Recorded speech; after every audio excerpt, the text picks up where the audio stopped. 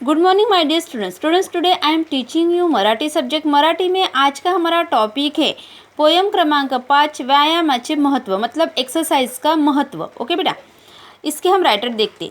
राष्ट्रसंत श्री तुकडोजी महाराज मानिक बंडोजी ठाकुर, इनका राष्ट्रसंत श्री तुकडोजी महाराज ये इनका निकनेम है और इनका पूरा नाम है, मतलब असली नाम है मानिक बंडोजी ठाकुर।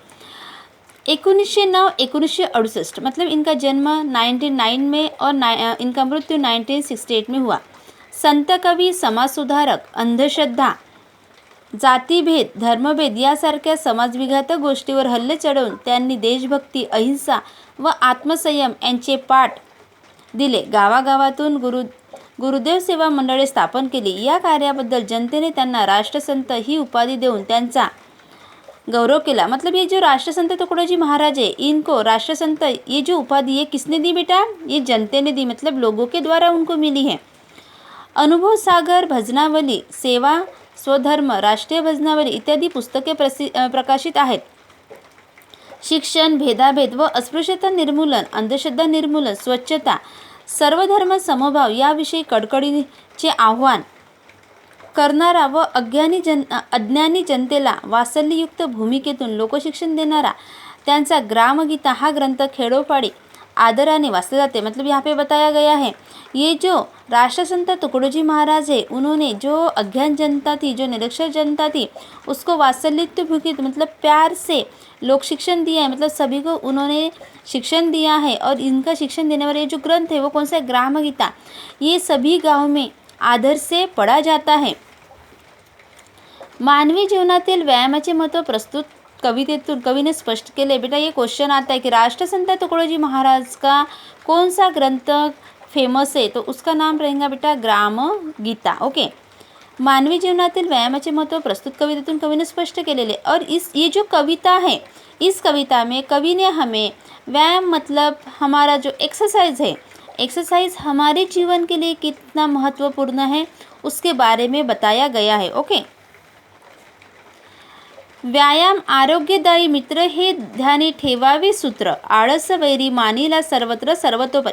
कभी हमें बता रहे हैं कि ये जो व्यायाम है, ये जो एक्सरसाइज है, वो हमारे लिए एक निरोगी मित्र है। आरोग्यदायी मतलब निरोगी, मतलब अगर हम व्यायाम करते तो हमें किसी भी प्रकार की बीमारी नहीं होती, इसलिए व्यायाम हमारे निरोगी मित्र है। ये ध्यानी ठेवावे सूत्र, और ये जो सूत्र है मतलब ये जो नियम है, ये सभी ने अपने दिमाग में रखना है, मतलब याद रखना है कि व्यायामी हमारे सबसे अच्छे मित्र है। आळस वैरी मानिला सर्वत्र सर्वतोपरि, कवि बता रहे कि ये जो आळस है, ये जो अलाली है, सुस्ती है, वो हमारा शत्रु है। इसीलिए सभी ने इसको, आळस को मतलब अलाली को क्या माना है? जो आलसपन है उसको शत्रु माना है। सर्वतोपरि मतलब सभी ने। ओके बेटा, व्यायामे विना सात्विक भोजन तेई मारी विकारी होऊन व्यायामे होय अग्निदीपन अन्नपचन से। कभी बता रहे कि अगर हम व्यायाम नहीं करते हैं तो हम कितना भी शुद्ध भोजन खाते हैं वो भी हमारे लिए विकारी मतलब रोग लेकर आता है। मतलब अगर हमारे शरीर में किसी भी प्रकार का एक्सरसाइज नहीं होता, व्यायाम नहीं होता है, आप कितना भी अच्छा भोजन करें, मतलब खाना खा ले, कितना भी शुद्ध खाना खा ले, वो हमारे लिए रोग लेकर ही आता है, मतलब बीमारी लेकर ही आती है। व्यायाम है अग्निदीपन अन्नपचन, और व्यायाम जो है वो हमारे शरीर के अंदर एक अग्नि जलाने का काम करता है। मतलब अग्नि बनकर वो हमारे शरीर के अंदर हम जो भोजन खाते हैं उसका अन्न पचन जल्दी से कर लेता है। मतलब अन्न को हजम करने की ताकत को किस में रहती है बेटा? ये व्यायाम में रहता है। वो अग्निदीपक बन के, मतलब हमारे शरीर के अंदर एक अग्नि का दीपक बनकर हमारे शरीर का अंदर का जो अन्न है वो जल्दी से हजम करने की ताकत रखता है। व्यायामे जड़त्व जाई दूरी, व्यायाम में अंगी राय तर, अगर हम व्यायाम करते हैं तो हमारे शरीर के अंदर जो भारीपन है वो दूर हो जाएगा और हमेशा हमारे शरीर के अंदर एक अलग ही उत्साह रहेंगे। तरतरी मीन्स उत्साह रहेगा। रक्त व्यवस्था उत्तम शरीरी, और हमारे शरीर की जो रक्त व्यवस्था है वो हमेशा अच्छी रहेंगी। वाढ़े विचारी सजीवपन, और हमारे जीवन में मतलब विचार करने की जो क्षमता है वो हमेशा बढ़ती रहेंगी। व्यायामाने सशक्त स्नायु, व्यायाम में मानव होय दीर्घायु।